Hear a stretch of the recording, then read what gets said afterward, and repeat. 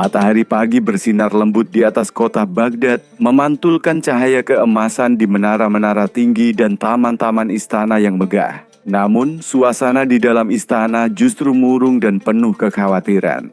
Di ruang utama yang biasanya penuh tawa, Raja Harun al-Rashid duduk termangu di singgasananya yang berlapis sutra, memegang dagu dengan tangan kiri sambil mengetuk-ngetuk lengan kursi dengan jari kanan. Para pelayan berdiri kaku di sisi ruangan, tak berani bicara. Para penasehat saling menatap dengan cemas, tak tahu bagaimana menyenangkan hati sang raja. Padahal pagi ini istana sudah menggelar pertunjukan musik Timur Tengah, mendatangkan penari dari Persia, bahkan menghidangkan teh terbaik dari Tiongkok. Namun, raja tetap diam, menatap kosong seakan pikirannya melayang ke tempat jauh yang tak bisa dijangkau siapapun. Apa gunanya semua ini? Gumam sang raja pelan. Jika hatiku tetap kosong dan pikiranku jenuh. Wazir utama, seorang pria tua dengan janggut perak yang mengalir hingga dada, akhirnya memberanikan diri maju. Ia menunduk dalam-dalam. Tuanku, mohon izinkan hamba bertanya. Apakah Baginda sedang menghadapi masalah negara? Raja menggeleng pelan. Negara dalam keadaan damai. Harta melimpah, rakyat tak memberontak, musuh tak datang menyerang. Tapi justru karena itulah, aku bosan, seru raja sambil berdiri. Para penasehat menunduk makin dalam. Mereka tahu, kebosanan raja bisa berarti petaka jika tak segera diatasi. Dalam sejarah istana, sudah banyak peristiwa lucu, aneh, bahkan tragis hanya karena raja ingin sesuatu yang berbeda. Seorang dayang muda dengan suara lembut mencoba menawarkan ide. Baginda, mungkin Baginda ingin berburu di luar kota. Raja mengibaskan tangan. Sudah terlalu sering. Tidak ada lagi rusa yang menantang. Bahkan harimau pun kini menyambutku seperti teman lama. Tiba-tiba dari sudut ruangan muncul suara wazir yang tadi diam mematung. Tuanku, bagaimana jika kita panggil Abu Nawas? Raja menghentikan langkahnya. Matanya yang semula lesu kini tampak berbinar. Abu Nawas. Ya, sudah lama aku tidak mendengar kekonyolan dan kecerdasannya. Terakhir, dia membuat hakim kerajaan berpikir bahwa ikan bisa menjadi saksi pengadilan. Ujar raja, mulai tertawa kecil. Dia selalu punya cara aneh untuk menghibur, sambung wazir. Raja tersenyum lebih lebar. Baik, kirim utusan. Katakan padanya, raja butuh tertawa.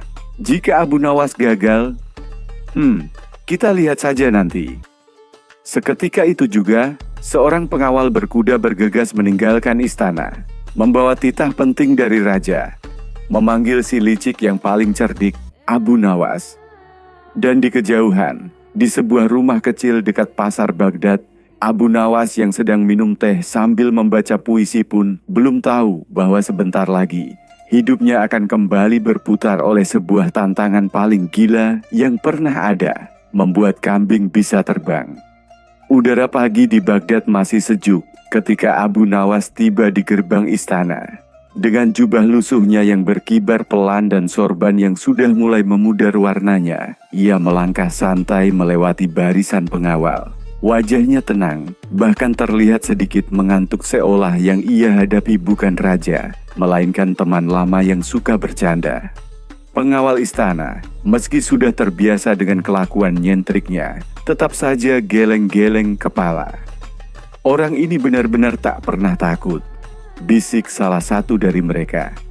Sesampainya di balerum utama, Abu Nawas membungkuk hormat di depan Raja Harun al-Rashid yang duduk gagah di singgasana. Namun, raja kini tampak berbeda dari biasanya. Di wajahnya ada senyum penuh rencana, bukan senyum kehangatan, tapi lebih mirip seperti senyum seseorang yang hendak bermain catur dengan lawan tangguh. Raja, Abu Nawas, sudah lama tidak kuundang. Kudengar kau sibuk menjual puisi di pasar dan mengajar kambing membaca puisi. Ya? Abu Nawas tersenyum kecil. Benar tuanku, tapi kambingnya masih sering salah baca. Hamba belum menyerah. Tawa pelan terdengar dari beberapa pejabat istana. Namun raja tidak tertawa. Ia menatap tajam ke arah Abu Nawas, lalu bersandar ke depan dengan penuh arti. "Raja, Abu Nawas, hari ini aku ingin menguji akalmu. Bukan sekadar teka-teki, bukan pula permainan kata. Kali ini aku ingin kau membuktikan bahwa tak ada yang mustahil bagimu." Abu Nawas menautkan alisnya. Ia tahu, jika raja sudah berbicara dengan nada seperti itu, maka tantangan yang datang pasti tidak biasa. Dan ia benar. "Raja, bawakan aku seekor kambing yang bisa terbang." Ruangan langsung sunyi, hening seperti malam tanpa angin. Beberapa menteri nyaris tersedak tehnya. Seorang juru tulis menjatuhkan pena, tapi Abu Nawas tak langsung bereaksi. Ia hanya menatap raja, lalu mengedipkan mata pelan. "Abu Nawas, kambing terbang tuanku. Apakah Baginda ingin melihatnya mengangkasa seperti burung merpati atau sekadar melayang seperti mimpi para fakir?" "Raja, aku tak peduli bagaimana caramu. Yang jelas, kambing itu harus bisa terbang di hadapanku. Jika kau berhasil, kau akan mendapat emas seberat tubuhmu sendiri. Tapi jika gagal, kau akan menghuni penjara istana bersama tikus-tikus istana yang sangat akrab." Gelak tawa kembali pecah di ruang singgasana. Beberapa petinggi kerajaan menepuk lutut, yang lain menahan tawa sambil menatap Abu Nawas. Penasaran apakah kali ini kecerdasannya akan runtuh. Tapi Abu Nawas, dengan gaya santainya yang legendaris, malah tersenyum dan bersedekap. "Abu Nawas, hamba mohon waktu 7 hari. Tapi syaratnya, hamba memilih kambing sendiri dari kandang istana, dan tidak boleh ada yang ikut campur selama proses pelatihannya."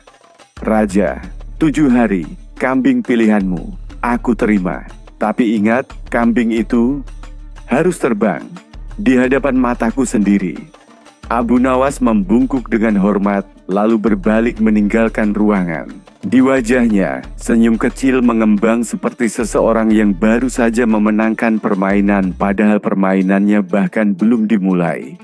Saat ia melangkah keluar istana, seorang pengawal memberanikan diri bertanya, "Abu, apakah kau serius bisa membuat kambing terbang?"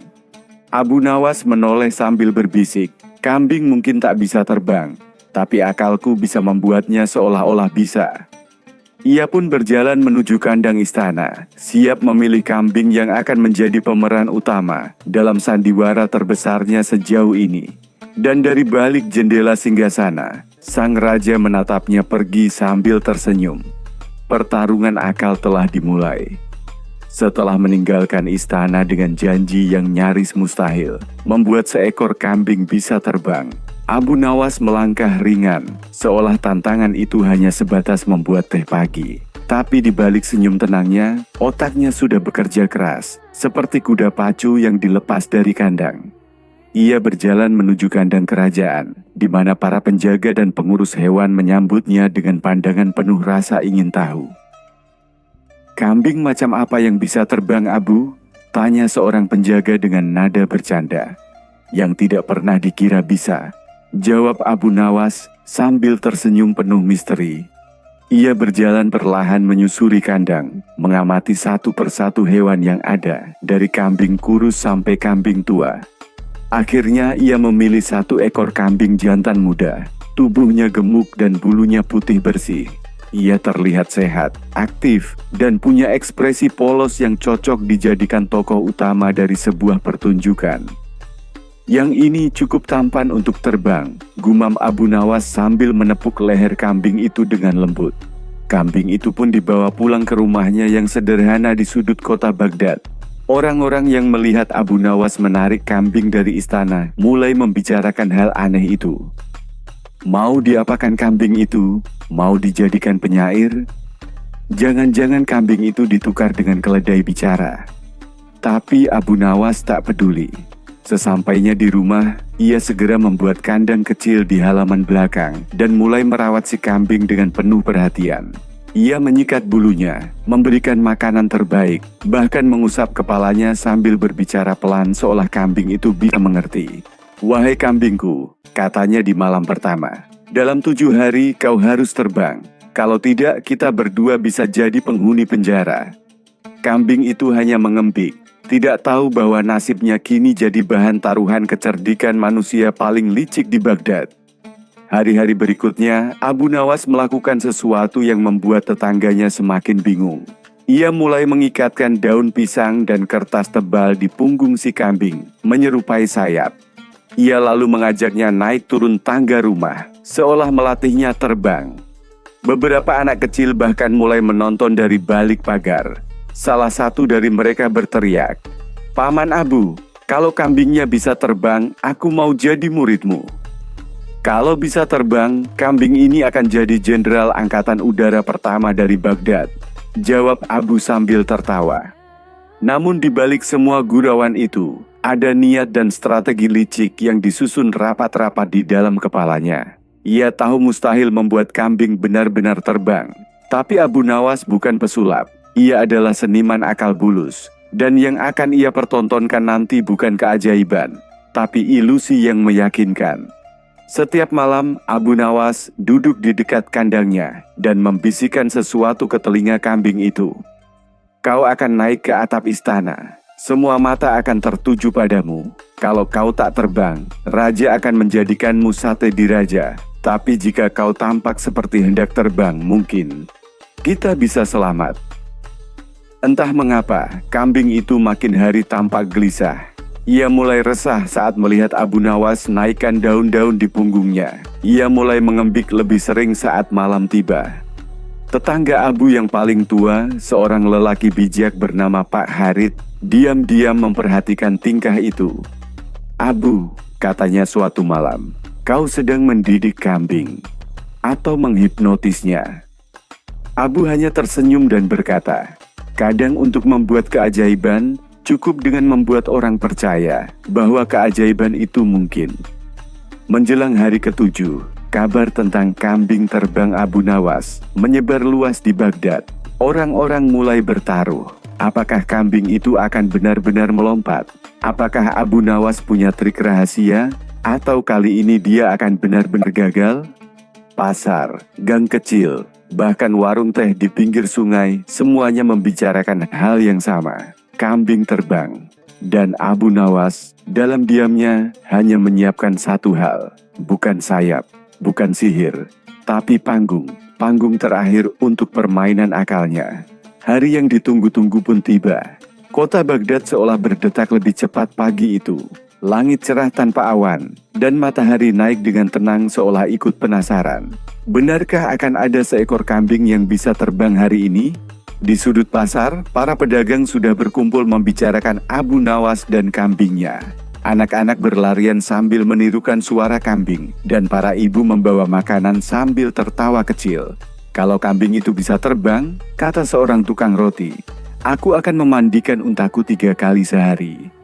Desas-desus semakin ramai, sampai berita itu kembali ke telinga istana. Di balairung utama, Raja Harun al-Rashid duduk dengan semangat yang langka.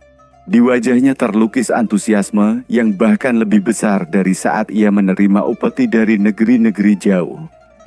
"Ini akan jadi hari yang menghibur," kata Raja kepada wazirnya.